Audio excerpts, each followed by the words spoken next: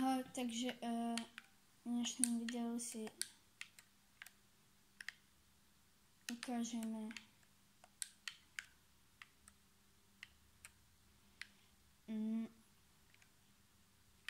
ako dostávam ten dom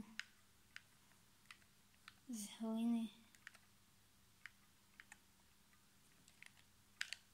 Ja rozmýšľam, či mám dať strechu, to budú, že reálne sa stával most cez rieku, tuším, v druhom hardcore svete. A reálne ono mi to ubralo. Ono to potrebovalo na to niekoľko stakov dreva, proste som musel ťažiť. Neviem, či nie, vyše plný inventér stakov.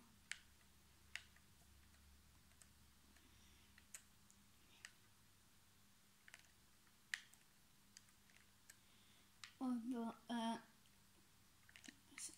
som to stával zo slabou, to sú tie jak polobloky.